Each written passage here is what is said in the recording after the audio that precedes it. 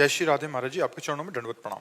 गुरुदेव, अधिक समय तक प्रभु का ध्यान करने पर सिर में दर्द बढ़ने लगता है। ऐसे समय में कई बार जंडू बाम लगाकर सिर दर्द को शांत करने का प्रयत्न करता हूँ। ब्रह्मचर्य की कमी इसका प्रधान कारण है। ब्रह्मचर्य की कमी, तभी हम कहते हैं ध्यान वगैरह कहाँ।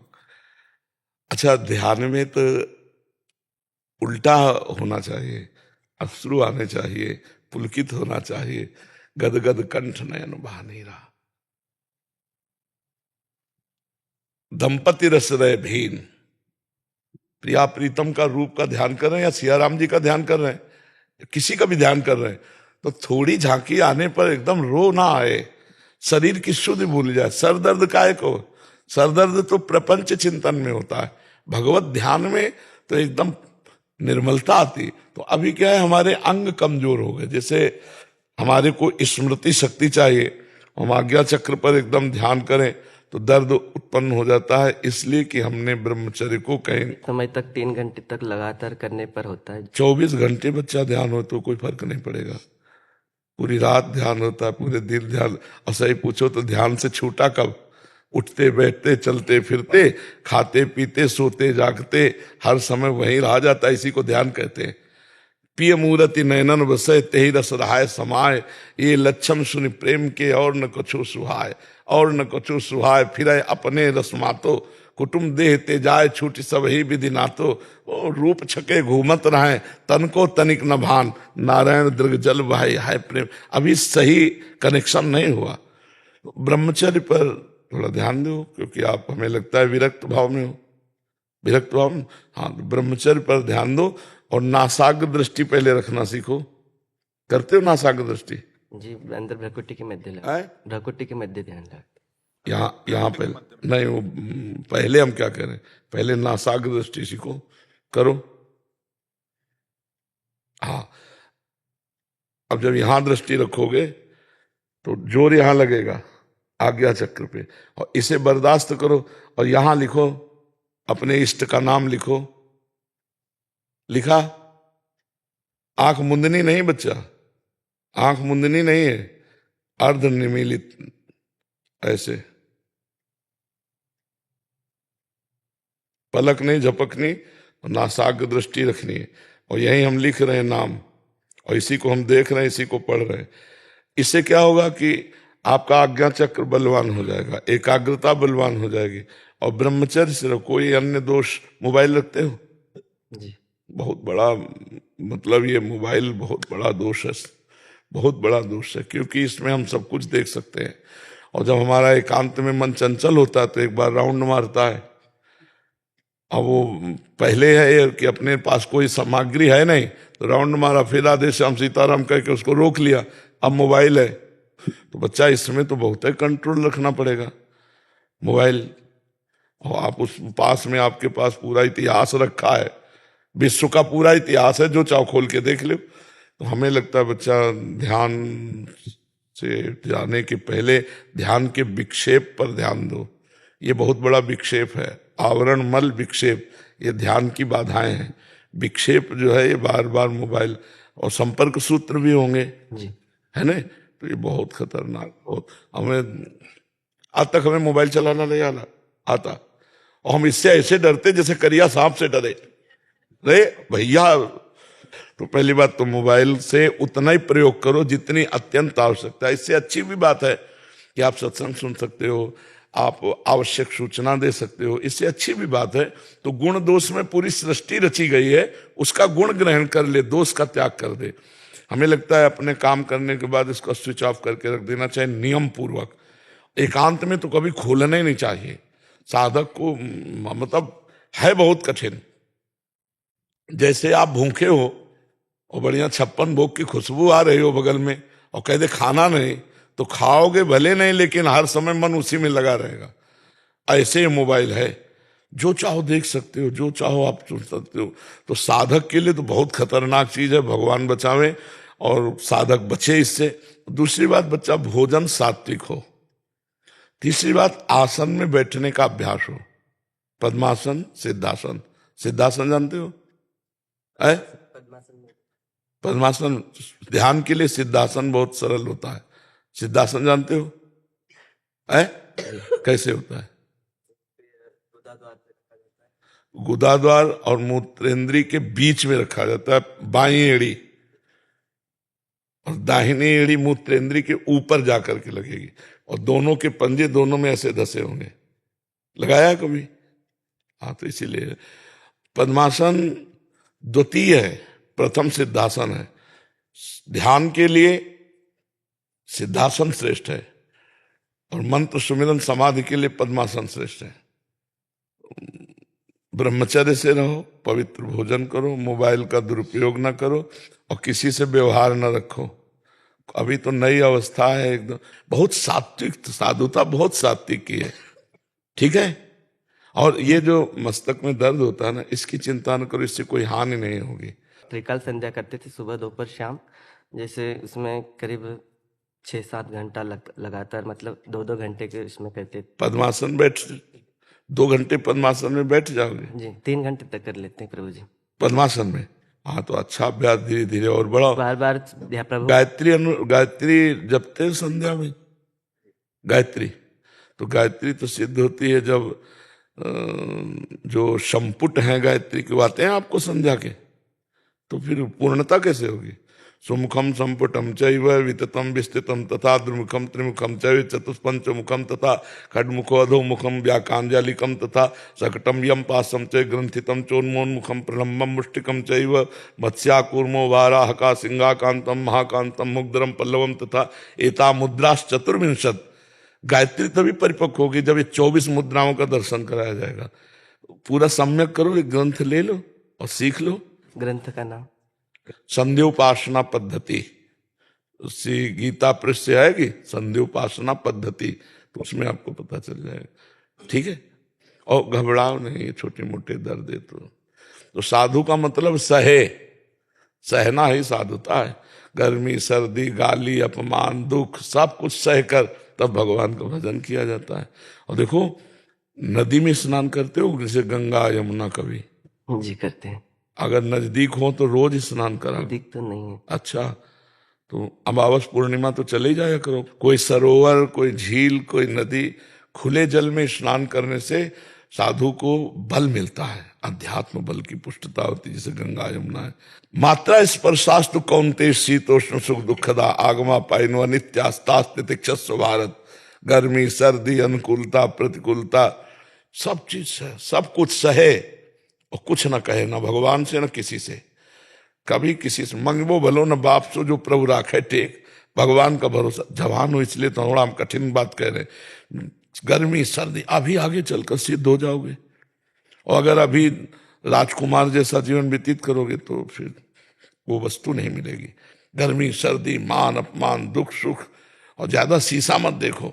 फौरन तिलक लगाया अंगुली से और बस ऐसे, ये वृंदावन में आकर के हम ये चंदन तिलक लगाए, नहीं तो गंगा जी की बालू हर हर महादेव, सीधे ऐसे कभी मुख नहीं देखा, और एक अचला, और जैसे ऐसे सर्दी पड़े कभी कंबल नहीं, कभी स्वेटर नहीं, कभी शॉल नहीं, कभी टोपा नहीं, नंगे पैर। अब एक ही भगवान दूसरा सेवा दे दी, समाज सेवा, तो अब जैसे चलावे। नहीं तो पहले अपना कल्याण करे फिर जग का कल्याण स्वयं होगा। पहले अपना कल्याण कर ले, पहले अपना ज्ञान दूर कर ले, फिर दूसरों का ज्ञान दूर। बहुत अच्छे सौभाग्यशाली हो जो भगवान के मार्ग में चल रहे हो, और बढ़िया आसपास छेद बंद कर ले और अच्छे महात्मा बनो, ठीक है। राम शरण जी जम्मू से। जय जय श्री तारू। महाराज जी आपके चरणों में कोटि कोटि प्रणाम। महाराज जी, निरंतर भजन हो हमसे और भजन का कोई अहम भी ना हो, इसके लिए किन सावधानियों को रखना आवश्यक है? इनके लिए पहले ही सावधानी की बात नहीं है, पहली वर्ण करने की बात है। किसी भगवत प्रेमी महात्मा का प्रीतम रूप में वर्ण करना। प्रीतम माने तो सबसे ज्यादा प्यारा, बिना इसके इस कोटि का भजन नहीं होगा। भजन न होई संग बिनु, और भजन बिना नहीं प्रेम। छिन्हू भजन न छाड़िए, धरिए या ध्रुने। किसी भगवत प्रेमी महात्मा का अंदर से वर्ण कर लेना और उनकी आज्ञा के अनुसार चलना, सबसे पहले भजन के लिए जो आवश्यक बात है। दूसरी बात, भजन विरोधी वृत्तियों का त्याग करना। भजन विरोधी, जिस वस्तु व्यक्ति के संयोग से भजन छूटने लगे वो भजन विरोधी वृत्ति है, वो व्यक्ति है, वो वस्तु है, वो स्थान है, उसका हम त्याग करें। जैसे हम गंदी बातें देखेंगे, गंदी क्रियाएं करेंगे, गंदा चिंतन बनेगा, तो फिर भगवत चिंतन तो नहीं हो सकता। तीसरी बात, हम किसी के दोष दर्शन न करें, हम किसी की निंदा न करें, किसी की निंदा ना सुने। ये भजन में बहुत बाधक है। अगर आपका भजन हो रहा है, आप दूसरे की निंदा कर, तो आपका भजन रुक जाएगा, आपकी बाधा पड़ जाएगी। पर दोष दर्शन, पर दोष वर्णन, पर दोष श्रवण, ये भजन में बहुत बाधक है। चौथी बात, कम भोजन करना, कम बोलना और कम सोना, ये तीन बातें आवश्यक है जो जीवन में होनी। जैसे पहली बात आवश्यक, संत महापुरुष का प्रीतम रूप में वर्ण, उनकी आज्ञा के अनुसार चलना। ऐसे ही कम बोलना, कम सोना और कम खाना। स्वास्थ्य के लिए जितना सोना जरूरी उतना जरूरी है। कितना सोते हो? हाँ ठीक, उचित है, ठीक है। भोजन कई बार पाते हो? केवल 2 बार। हाँ ये भी उचित है, ठीक है। और प्राय मौन का आश्रय लो, आवश्यक हो तो बोलिए, नहीं तो मौन रहिए। परदोष दर्शन, परदोष कथन, परदोष श्रवण का त्याग, गंदी बातें करना, गंदी दृश्य देखना, गंदी क्रियाओं, इनका त्याग, और संत महापुरुष का वर्ण, उनकी आज्ञा के अनुसार चलना।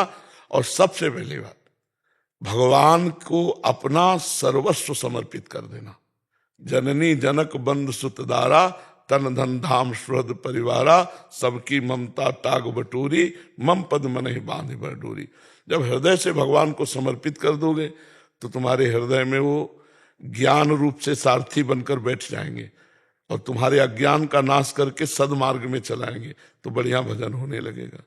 ठीक है, ये बातें सुन लेना, बार बार सुनकर इनको धारण करना, बहुत भजन में सहयोग मिलेगा।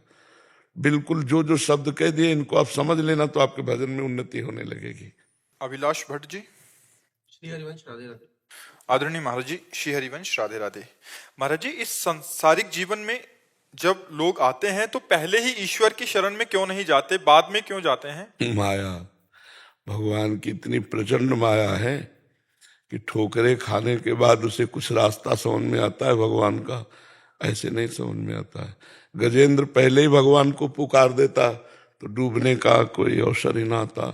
द्रौपदी जी महल में ही भगवान को पुकार देते तो सभा में ही ना लाई जाती। तो जीव की दुर्दशा यही है कि वो संसार में जब तक ठोकरें नहीं लगती तब तक भगवान की तरफ नहीं चलता। जब ठोकरें लगती हैं या शुद्ध सत्संग मिल जाए तो ज्ञान प्राप्त हो जाए, भगवान की तरफ चल पड़े। नहीं, भगवान की ऐसी माया है कि नाली का कीड़ा नाली में रहना पसंद करेगा, अमृत में नहीं। जब प्रहलाद जी ने भगवान से कहा कि मुझे इन जीवों को छोड़कर वैकुंठ नहीं जाना, तो भगवान आप आदेश करो, मैं सबको वैकुंठ के लिए लेवा लाऊं।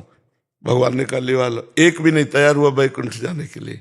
अपने लड़का बच्चा परिवार घर द्वार, तो एक सूकरी बिष्ठा खा रही थी, सोचा इससे घृणित जीवन क्या होगा। उसे कहा सूकरी चल, भगवान वैकुंठ ले चलने के लिए कह रहे हैं। तो उसने कहा वैकुंठ में बिष्ठा मिलेगी कि नहीं होगा? नहीं, तो बोले मुझे वैकुंठ नहीं जाना। बिष्ठा खाने वाला बिष्ठा में ही मगन है, नाली का कीड़ा नाली में मगन है। जो जहाँ जीव है वो उतनी ही सुख सामग्री में मगन, वो आगे नहीं बढ़ना चाहता। जब भगवान उसमें ठोकर देते हैं या उसको संत संग मिल जाए, 2 बातें हैं, तो फिर उसे भगवान का मार्ग मिल जाता है। किसका प्रश्न था? हाँ समझे ना, तो उसे भगवान का मार्ग मिल जाता है। नहीं तो जीव माया छोड़ता नहीं छोड़ना चाहता। इतनी प्रचंड माया है, जो जहां है उसी में मगन है। अगर भगवान प्रकट हो जाए, पूछे क्या चाहिए, तो जो है वो उसी में मांग लेगा कि यही हमें दे दो। वो ये नहीं मांगेगा कि हमें आपकी सेवा मिल जाए या आप मुझे मिल जाओ, ऐसा नहीं मांगेगा। जी, संत कृपा हो जाए तब भी मार्ग में। संत कृपा या ठोकर, भारी ठोकर संसार से लग जाए तो रास्ता भगवान का, या किसी महापुरुष की कृपा हो जाए तो रास्ता भगवान का। नहीं, सब भगवान के पास मंदिर में जा करके या आराधना करके संसार ही मांगेगा, भगवान को नहीं, भगवान की भक्ति नहीं, भगवान का प्रेम नहीं। गुरु कृपा आपकी हो गई है, शरणागति हो गई है, वृंदावन आते हैं, अब मांगते हैं कि माया से भगवान हमें बचाए, आप हमें बचाओ, फिर भी माया घसीटती है। नहीं, घसीटती है बात अलग है, लेकिन हम ना घसीटे। माया कभी हाथ पकड़ के किसी को घसीटा है, आपने देखा है? किसी ने देखा माया कि हाथ पकड़ के घसीटती? माया का कार्य होता है आकर्षण करना। रुपए में आकर्षण माया का, स्त्री में आकर्षण माया का, पुरुष में आकर्षण माया का, भोग सामग्री में, वस्त्र में, मकान में, गाड़ी घोड़ा में, प्रतिष्ठा में, आकर्षण को माया कहते हैं। आप उस आकर्षण से अपने को बचा लीजिए, माया से बच गए। जैसे मानो कोई सुंदरी स्त्री है, हाँ भगवान की कृपा से इसको सुंदरता मिली, प्रणाम, तो हमारे अंदर स्त्री का आकर्षण नहीं हुआ। धन, हाँ भगवान ने उनको दिया, हमें जितना दिया काफी, धन का आकर्षण नहीं हुआ। जो जहां है अगर आकर्षण से बच जाए तो माया से बच गया। हम आकर्षण से स्वयं फंसते हैं। माया का केवल एक ही कार्य है, आकर्षण करना, घसीटना, आकर्षण के द्वारा। उस आकर्षण को आप ना कर दो, कोई माया नहीं है। अब आकर्षण में आप घसीटते चले जाओ और बोलो कि मुझे माया घसीट रही, तो फिर गलत बात है। हमारे पास बहुत बड़ा बल है, नाम बल। हमें जैसे तूफान आवे, हम पहाड़ के सहारे हो जाएं तो हमें तूफान उड़ा नहीं पाएगा, ऐसे ही हमारे अंदर माया का आकर्षण आया और नाम जप कर रहे तो हमें नहीं उड़ा पाएगा। डॉक्टर गौरव महाराज जी, राधे राधे। महाराज जी, मैं पेशे से डॉक्टर हूँ, अपना डॉक्टर कार्य यानी प्रैक्टिस ईमानदारी से कर रहा हूँ। कम पैसे में अच्छा इलाज और मरीजों को ज्यादा समय दे रहा हूँ। जब मरीज ठीक होता है तो शाबाशी देते हैं। महाराज जी, कुछ समय पहले एक मरीज मेरे सेंटर में अपना दम तोड़ दिया। बाद में उनके परिजनों, उनकी बेटी ने मुझे बहुत बुरा भला कहा। महाराज जी, उसका कहा सच ना हो जाए, ये बात बार बार डर लगता है। किसी के बुरा कहने से बुरा नहीं होता, अपने बुरा करने से अपना बुरा होता है। देखो, आप डॉक्टर हो, आप भगवान तो हो नहीं कि आप बचा ही लोगे। अगर उसको मृत्यु लिखी है तो आप अपने अध्ययन के अनुसार कितना भी प्रयास कर लो, उसको मरेगा, वो वहीं मरेगा जहां लिखा है। जिस अस्पताल में, जिस वार्ड पर, जिस आसन पे लिखा है और जितने समय लिखा है, वो वहीं जाके मरेगा। अब आपने प्रयास किया और बचा नहीं, तो आपकी बात भगवान जानते हैं कि आपने अपनी तरफ से कोई कमी नहीं की। इसके बाद उसकी आयु पूरी थी तो उसको होना। अब ये संसारी लोग तो, उनसे पूछो डॉक्टर कोई भगवान है क्या कि हम बचा ही लेंगे? मतलब मृत्यु से बचाने का उपाय नहीं है, रोग से बचाने का उपाय है। रोग से बचाने का उपाय ऑपरेशन करना, औषधि देना, लेकिन मृत्यु से बचा सके ऐसा कोई डॉक्टर नहीं कह सकता। कह सकता कोई डॉक्टर? नहीं, रोग से बचा लूंगा लेकिन मृत्यु से नहीं बचा लूंगा। अब जब मृत्यु हो जाती तो अज्ञानी लोग समझते हैं डॉक्टर का दोष है। कहीं ना कहीं किसी न किसी से कभी जैसे चूक हो गई तो लोग ये समझने लगते हैं कि सब डॉक्टर ऐसे ही हैं। ऐसा नहीं है। बहुत से हजारों डॉक्टर ऐसे हैं जो अगर ना होते तो दुर्गति हो जाती। विचार करो, कितने ऐसे ऑपरेशन है जिनके बिना आदमी जी नहीं सकता, बहुत कष्ट भोगे। तो डॉक्टर ऐसा नहीं, निवृत्ति का उपाय करते हैं, लेकिन मृत्यु से बचा ले ऐसा असंभव। अगर मृत्यु है तो ऑपरेशन करते समय मृत्यु हो जाएगी, मृत्यु है तो पूरा ठीक होते होते मृत्यु हो जाएगी। अब उसमें डॉक्टर को दोष देना तो हमें लगता ठीक नहीं। अगर आप मारना चाहो तो भी नहीं मार सकते, आप मारने का उपाय करो तो भी बच जाएगा, उसका मरना नहीं लिखा। और आप बचाने का उपाय कर रहे हो, अगर मरना लिखा है तो मर जाएगा। अब ये संसारी पुरुष तो जानते नहीं, और भला ये बुरा आपको बोले तो आपका बुरा नहीं होगा, आप निश्चिंत रहिएगा। आप अपने कार्य में पक्के रहिएगा, अपने कार्य में त्रुटि ना होने पावे, फिर कोई आपको बुरा कहे तो बाल बांका नहीं कर सकता है। हाँ, आप निश्चिंत रहिएगा, अपनी डॉक्टरी का सदुपयोग कीजिएगा। और ऐसे आते हैं जिनको पास औषधि का भी पैसा नहीं है, तो हमें लगता है उस समय फिर आपको अपनी जेब से सहयोग करके, अपनी डॉक्टरी का सहयोग करके उनकी दुख निवृत्ति करना चाहिए। जरूरत पड़े किसी गरीब को तो पैसा और डॉक्टरी सब लगाकर उसको ठीक करो, यही धर्म हो जाएगा आपके लिए। ठीक है। डॉक्टर मनोज कुमार शुक्ला जी, चित्रकूट से। महाराज जी, राधे राधे, जय श्री हरिवंश। महाराज जी, यदि हमारा वर्तमान जीवन हमारे पूर्व के जन्मों के कर्मों से निर्धारित होता है तो वर्तमान जीवन में आध्यात्मिक तथा भौतिक उन्नति प्राप्त करने तथा अपना अगला जन्म सुधारने के लिए हमें क्या करना चाहिए? नाम जप। यह कलिकाल मलायतन मन कर देख विचार, श्री रघुनाथ नाम बिन नाहिन आन आधार। देखो, जन्म सुधारने के लिए यज्ञ भी है, ध्यान भी है, योग भी है, सांख्य ज्ञान भी है, ये मार्ग हैं। बहुत से शास्त्रों में मार्ग वर्णन किए। अब हमें बताओ यज्ञ कैसे हो सकती है? अगर यज्ञ में जरा एक बूंद भी चर्बी असुर डाल देते थे तो यज्ञ भंग हो जाती थी। बड़ा मुश्किल है, शुद्ध घी मिलना, शुद्ध दूध मिलना, शुद्ध अन्न मिलना बड़ा कठिन है। अब जैसे चावल खेती में उपजाया जाता है, कितना कीटनाशक वो दवाइयां डाली जाती हैं, खाद डाली जाती है, वो अपवित्र हो जाए, यज्ञ के योग्य नहीं होता। तो यज्ञ होना बड़ा कठिन सा लग रहा है। तो कहीं ऐसा हो कि बहुत बड़ी गौशाला हो और गाय के गोबर से जौ धान्य प्रकट किया जा रहा हो और मंत्रवेत्ता त्रिकाल संध्या करने वाले, गायत्री अनुष्ठान करने वाले ब्राह्मण हो और बड़ा विधान हो, तब कहीं यज्ञ पूर्ण। तो यज्ञ तो बहुत कठिन है। अच्छा रह गया ध्यान। अब ध्यान आंख मूंद के देखो क्या दिखाई देता है। अंधकार और मन की चंचलता, दो चीजें पकड़ में आएंगी। मन की चंचलता, इधर उधर विषयों में भागता हुआ, और अंधकार। ध्यान तो हो नहीं सकता, क्योंकि ध्यान तब होता है जब यम नियम प्राणायाम प्रत्याहार आसन ध्यान धारणा समाधि, ध्यान तब आता है जब संयम नियम पूर्ण हो, आसन पूर्ण हो। और आसन संयम नियम तब पूर्ण होते हैं जब ब्रह्मचर्य हो। कुल मिला के देखते हैं तो साधना के लिए वो सामग्री नहीं है। छोटे छोटे बच्चे गंदी आदतों में फंसे हुए हैं, गंदे व्यसनों में फंसे हुए हैं।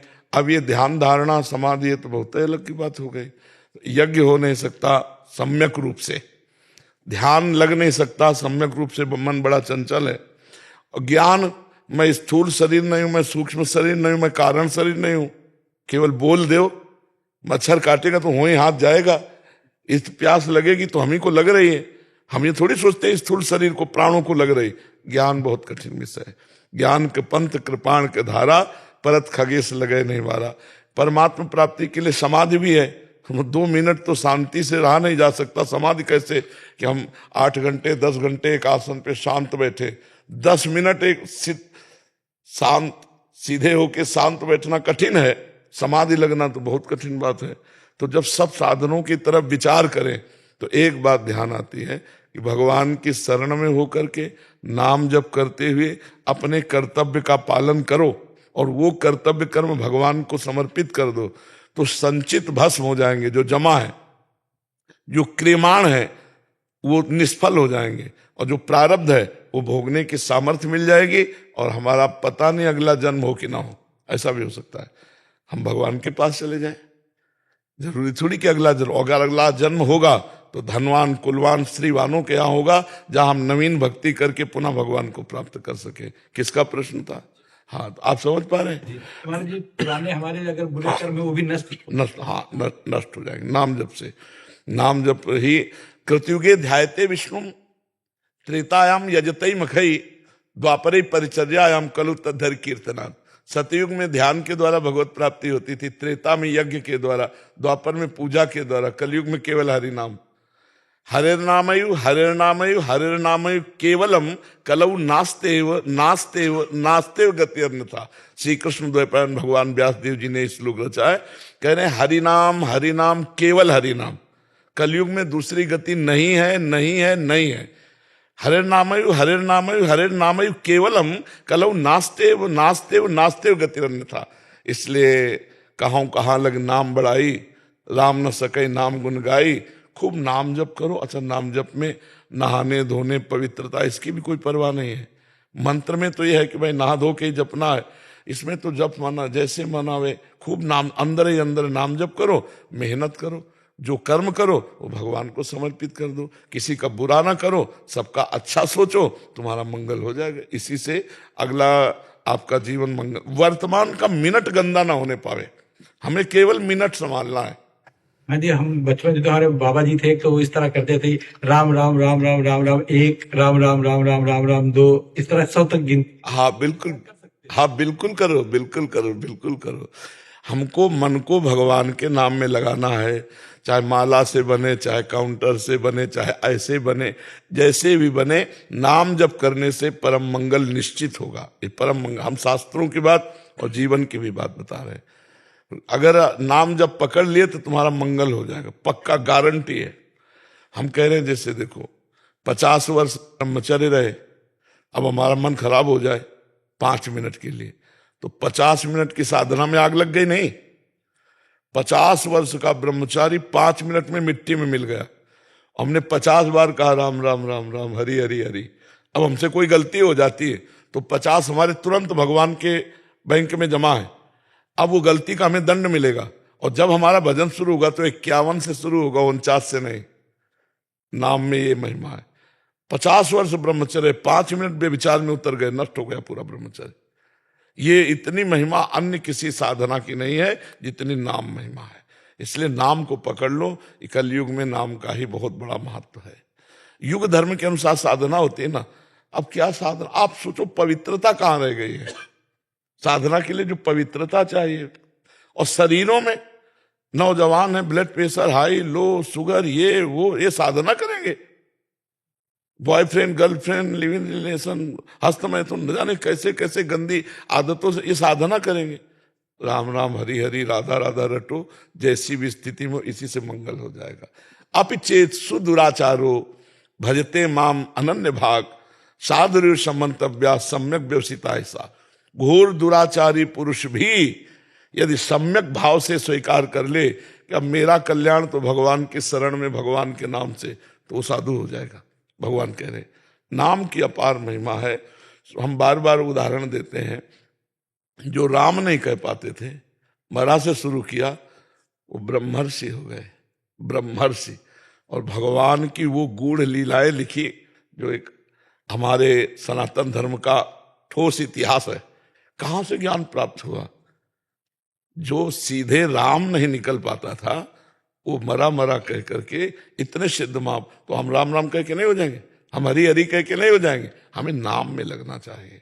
नाम, खूब नाम जप करो, और इसमें उत्साह बढ़ेगा। आप देखना, पर ये भजन न हो संग बिन, बिना साधु संतों के संग के भजन नहीं होगा। लेकिन भजन करने के लिए ऐसे साधु संग करे जो इष्ट मिले और मन मिले, मिले भजन रस रीति। एक पकड़ लो और चल देते, हो जाएगा। 100 जगह थोड़ी बात है। तो इष्ट मिले और मन मिले, मिले भजन रस रीति। जहां मन मिलता हो, इष्ट मिलता हो, भजन रस रीति मिलती हो, ऐसे संतों का संग करे तो भजन में रंग आ जाता है। और नाम जब अमृत है, अमृत सच्ची तुमसे, नाम जब अमृत है। श्वासा श्वासा नाम चले, दुविधा रहा न कोई। हर श्वास में नाम जप करो, दुविधा रहा न कोई, निश्चित भगवत प्राप्ति हो जाएगी। आचार्य अनिल जी वृंदावन से। जी महाराज जी, आपके चरणों में कोटि कोटि प्रणाम।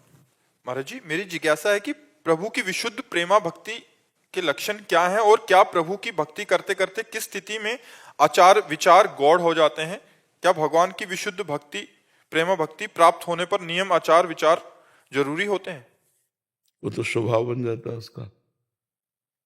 जो साधन काल में किया जाता है वो स्वभाव बन जाता है। पहला प्रश्न क्या है महाराज जी? विशुद्ध भक्ति के लक्षण क्या है? ले विशुद्ध भक्ति का देवर्षि नारद जी वर्णन करते हैं। तदर्पिता अखिलाचारिता तद्विस्मरणेन परम व्याकुलते थे। जितने भी आचरण हैं वो तदर्पिता, भगवान के अर्पित हो। श्री कृष्ण अनुकूलेन प्रतिकूलस्य विसर्जनम। आराध्य देव भगवान श्री कृष्ण के अनुकूल हो, प्रतिकूलता का त्याग हो। भगवत विमुख, भगवत प्रतिकूल एक भी आचरण नहीं होने चाहिए। समस्त आचरण श्री कृष्ण के अनुकूल होने चाहिए। तदर्पिता अखिलाचारिता, और वो सब आचरण, वो सब कर्म भगवान को समर्पित होने चाहिए। ये तो कर्म परंपरा, लेकिन निरंतर इसमें स्मरण भी चलता रहे। मामनिस्मर युद्ध जैसे, तो निरंतर स्मरण चलता रहे। और अगर जरा भी मिनट भर के लिए वो भगवान को ऐसा लगा भूल गए क्या, तो जैसे मछली को जल से बाहर निकालो तो तड़पने लगती है, ऐसे वो तड़पने लगता है। तद विस्मरण परम व्याकुलती, विस्मरण मात्र होने से परम व्याकुलता होती है। त्रिभुवन की राजलक्ष्मी देने पर भी जो आधे पल के लिए अपने प्रभु का स्मरण ना छोड़े, वो महाभागवत। दूसरी बात, हमारा सदैव मन विषयों की तरफ जाता रहता है, संसार प्रिय लगता है, भगवान अपरिचित से लगते हैं। संसार की प्रियता को काट करके और भगवान की प्रियता प्रकट करे, भगवान की कथा में सामर्थ है। रत्नावती जी एकदम संसारिक रानी थी, और दासी के मुख से बिहारी जी की चर्चा, गोविंद चर्चा सुनकर महाभागवत बन गई।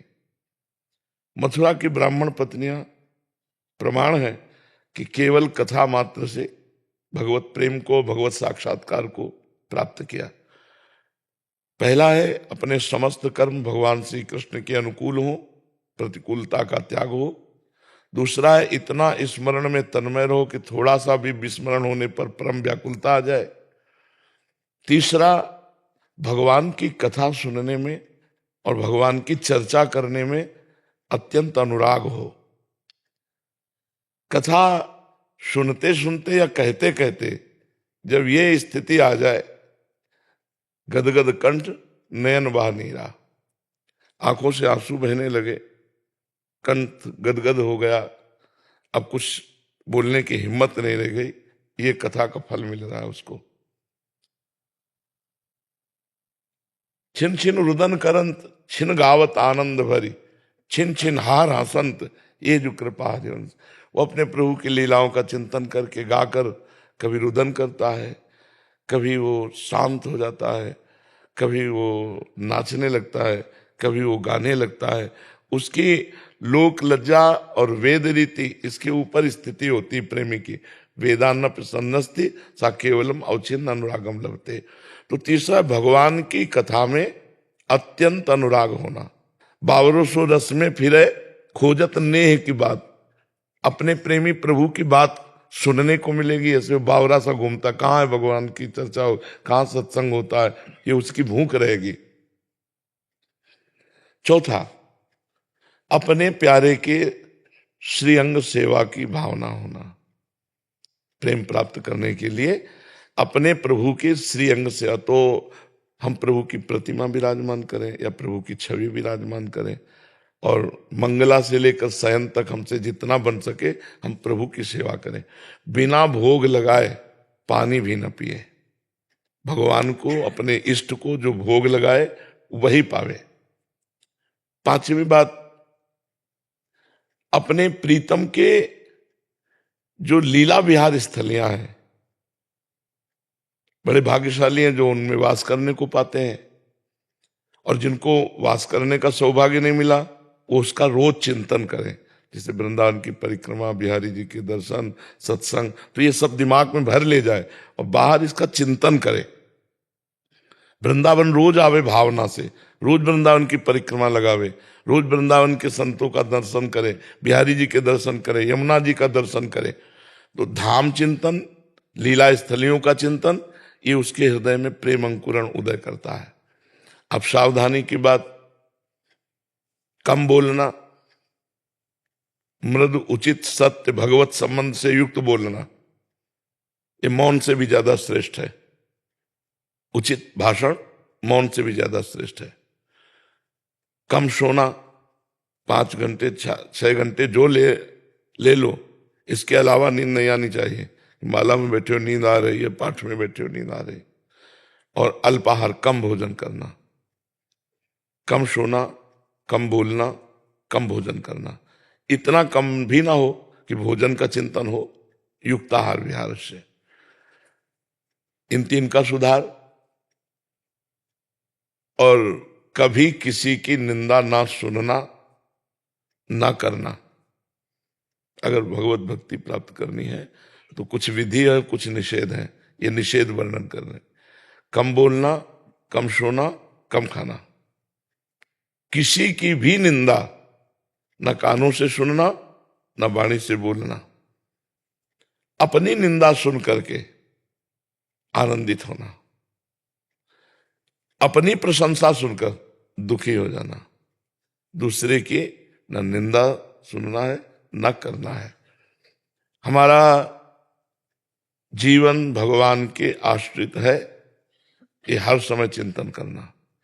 हमारा तन, हमारा मन, हमारी वाणी और स्वयं मैं भगवान के चरणों के आश्रित हूं। फिर हमारे जो इष्ट ग्रंथ हैं उनका स्वाध्याय करने का नियम रखना। जैसे मानो स्वामी जी महाराज के, तो फिर केलीमाल जी रोज पाठ होना चाहिए। हितजू महाराज, चतुरासी जी, सुधानिधि रोज पाठ होना चाहिए। क्योंकि आचार्यवाणी, गुरु ग्रंथ जो अपनी परंपरा के आचार्य के, अगर उनका स्वाध्याय नहीं होगा तो फिर बात नहीं बनेगी। उनका गान करना, ये वृंदावन रस है, इसमें गान की बहुत महिमा है। पदों का गायन करना, मंजीरा नहीं आता तो ताली से गाते हुए प्रभु के जो पद हैं लीला विहार के वो गाए। और 24 घंटे में रात्रि में सोते समय अपनी दिनचर्या को प्रातःकाल से लेकर के जांचे कि प्रभु के विरुद्ध क्या भाषण हुआ, क्या दर्शन हुआ और क्या आचरण हुआ, और फिर उस त्रुटि को लिखे अपनी डायरी में और उस पर ध्यान दे कि ये गलती नहीं होनी चाहिए। फिर हो जाए तो फिर हम प्रायश्चित लें कि वे एक दिन भोजन नहीं पाएंगे, 2 परिक्रमा वृंदावन की लगाएंगे इस गलती की वजह से। आपका जीवन पूरा भक्त में आ जाए। और जो बाह्य लक्षण तो इसमें कोई मान्यता नहीं रखते, हो तो नाटक में भी किए जाते हैं। आंतरिक लक्षण भक्त का प्रकट होता है कि विरह कमंडल कर लिए बैरागी 2 नयन, मांगत दरस मधुकरी छके रहत दिन नयन। अंदर से ऐसा विराग्नि पैदा हो गई कि संसार अच्छा नहीं लगता है, नेत्र कहीं टिक नहीं रहे, मन जो है वो व्याकुल है, कब देखूं, दरस बिन दुखन लागे नैन, जब से तुम बिछुरे पिए प्यारे कबो न पायो चैन, दरस बिन दुखन लागे। विरह कमंडल कर लिए बैरागी 2 नयन, मांगत दरस मधुकरी छके रहत दिन नयन। रूप छके घूमत रहे, तनको तनिक न भान, नारायण दृग जल बहे, यह है प्रेम पहचान। पी मूर्ति नयनन बसय, तेहि रस रहाय समाय, ये लक्षण सुनि प्रेम के, और न कछु सुहाय, और न कछु सुहाय, फिर अपने रस मातो, कुटुम देह ते जाय, छूट सभी विधि नातो, जहाँ जहाँ पी की बात सुने, खोजत तिन गैनन, हित ध्रुव छिन छिन ले प्रेम जल भरी भरी नैनन। प्रिया प्रीतम की रूप माधुरी ऐसी नशा चढ़ा कि अब कुछ नहीं सुहाए, देह कुटुम ते जाए, छूट सभी विधि नातो, बल हा कृष्ण हा प्रिया, हा कृष्ण हा प्रिया ऐसे हृदय में उठने लगे, जान ले कि भगवान का प्रेम आ गया है। वैष्णव जनों के अपराध से बचे, निरंतर नाम जपने का अभ्यास करे, और जितनी चर्चा की इसको दोबारा सुन करके अपने दिमाग में धारण कर ले, पक्का वो महाप्रेमी भागवत बन जाएगा, पक्का महाप्रेमी भागवत बन जाएगा। अश्विनी गर्ग जी, पंजाब। राधा राधा राधा राधा। महाराज जी आपके चरणों में कोटि कोटि प्रणाम। महाराज जी, एक संत एक कंत एक नाम एक ग्रंथ में अनन्यता कैसे हो? जब प्रेम का हमारे अंदर भाव आने लगता है या पिपाशा आती है, ये ऊंची बात है, ये ककारा वाली बात नहीं है, ये डिग्री वाली बात है। तब लगता है अपने प्यारे के सिवा मैं किसी को देखूं ना। हमारे यहाँ महाप्रभु हरिवंश चंद्र जी कहते हैं, रसना कटो जो अन रटो, निरख अन फुटो नयन, श्रवण फुटो जो अन सुनो श्री राधा जस बहन। ये प्रियता में होता है। जागृत स्वप्न सुषुप्ति स्फुरत में राधा पदाब्जत छटा, वैकुंठे नरकेथवा में मम गति नान्यास्तु राधा बिना। मैं चाहे जग रहा हूं तो राधा, सो रहा हूं तो राधा, और स्वप्न में भी तो राधा। मेरी आंखें फूट जाएं जो स्वप्न में भी किसी और को देखना चाहे, मेरी जवान कट जाए जो किसी और की बात करना चाहे, मेरी मृत्यु का वो आखिरी दिन हो जिस दिन मैं आपको भूल जाऊं। कितनी जोर की बात कही गई। ये प्रेम में होता है, साधन में नहीं होता, ये प्रेम की बात है। तो सांगो पांग उपास, एक कंत एक पंथ एक ग्रंथ एक मंत्र, ये तभी जब प्रेम प्राप्ति की लालसा हो जाती है कि अब नहीं, मेरे तो गिरधर गोपाल दूसरो न कोई, जाके सिर मोर मुकुट मेरो पति सोई। हाँ, स्वप्न में भी कोई और नहीं, जागृत स्वप्न सुसुप्ति स्फुरत में राधा पदाब्जत छटा। ये बहुत डिग्री की पढ़ाई की बात है। हमें लगता है पहले हमारा ये लक्ष्य होना चाहिए कि संसार का चिंतन छूटे और भगवान का चिंतन बने। कभी देवी जी आ रहे हैं ध्यान में, कभी शिव जी आ रहे हैं, कभी राम जी आ रहे हैं, कभी कृष्ण जी आ रहे हैं, आने दो, संसार तो छूटा। कभी राम राम जप रहे हैं, कभी शिव शिव जप रहे हैं, कभी कृष्ण कृष्ण जप रहे हैं, तो संसार तो छूटा। आगे जब बढ़ोगे तब वो प्रेम की बात आएगी। ये करने से नहीं होता, ये होने से होता है। प्रेम बहुत ऊंचाई की, प्रेम गलियत सांकरी तामे दो न समाये। प्रेम में दो नहीं समाते, प्रेम गली सांकरी इसमें अकेला ही होता है। दो चार लेके नहीं चला जा सकता। तो राम तो फिर राम, कृष्ण तो फिर कृष्ण, राधा फिर राधा। पर वो ऊंचाई की बात है, सबकी समझ में नहीं आएगी, इसलिए हम सबको छूट देते हैं। पहले संसार का चिंतन छोड़ो, भगवान का चिंतन पकड़ो, जो चिंतन बने। मतलब थोड़ी देर राम राम काफी, कृष्ण कृष्ण काफी, शिव शिव का, तो है तो भगवान ही। हमारा संसार का चिंतन तो छूट रहा है, हमारा मंगल तो हो रहा है। इसके बाद प्रेम की बात अलग आती है, समझ रहे हैं आप? अरे प्रेम हो कैसे जाए, करने से तो होता नहीं, तो कैसे होगा? अरे भगवान से रोने से। गोस्वामी तुलसीदास जी, कबीरदास जी, रहीमदास जी, बड़े बड़े संत महापुरुष एक बात कहते हैं, अगर श्वास श्वास में नाम जब चल रहा है तो दुविधा रहा है न कोई। श्वासा श्वासा नाम जपे, दुविधा रहा है न कोई। अब जैसे नाम जप कर रहे हैं तो अभी प्रेम थोड़ी होगा, करते करते जब होगा तो नाम जप करना नहीं पड़ेगा, होने लगेगा। फिर नाम जप होता है, करना नहीं पड़ता, और जब होता है तब प्रेम आ जाता है। तो हमें नाम जप तो करना पड़ेगा। ये जो कि एक कंठ, एक पंथ, एक ग्रंथ, एक मंत्र, इसमें हमारी आसक्ति हो जाए, ये प्रेम में होगी। और ये प्रेम प्रकट करने के लिए भजन नसेनी प्रेम की। जैसे हम सीढ़ी पर चढ़ के छत में जाते हैं तो प्रेम रूपी ऊंचाई पर चढ़ने के लिए भजन सर्वोपरि है। भगवान का नाम, भगवान का गुण कीर्तन, भगवान की सेवा, भगवान के प्रेमी भक्तों का संग, इसी से भगवान से। और जब प्रेम होता है तो अनन्यता आ जाती है, फिर दूसरा नहीं, मेरे तो गिरधर गोपाल दूसरो न कोई, ये अनन्यता आ जाती है। तो नाम जप तो करना ही पड़ेगा। प्रारंभिक में हमें जब तक नाम जप नहीं करेंगे तब तक हम चढ़ाई पे चढ़ ही नहीं सकते। तो खूब नाम जप करो, भगवत लीला कथा सुनो, संतों का संग करो, दूसरों को उपकार करो, इसी से प्रेम जागृत हो जाएगा। ठीक है, पर यह क्रिया प्रेम के लिए नहीं हुई, ये क्रिया हुई अनर्थों की निवृत्ति के लिए, कि हम बिना किए कुछ रह नहीं सकते, बिना किए रह नहीं सकते। तो अगर हम सत्क्रिया नहीं करेंगे तो गंदी क्रिया होगी, तो प्रेम क्या नरक जाएंगे। तो हम सत्क्रिया के बल से असत्क्रिया का त्याग कर दिया। जो ये असत्क्रिया का त्याग हुआ तो प्रेम अंदर जो हृदय में है वो प्रकाशित हो गया। जैसे हम बहुत सुंदर सरोवर में गए, प्यास भी लगी, लेकिन ऊपर उसकी हरी हरी काई है, अब उसको ऐसे हटा दें हम तो निर्मल जल है, और अगर दूर से देख के ऐसे चले आवे तो प्यास नहीं बुझेगी।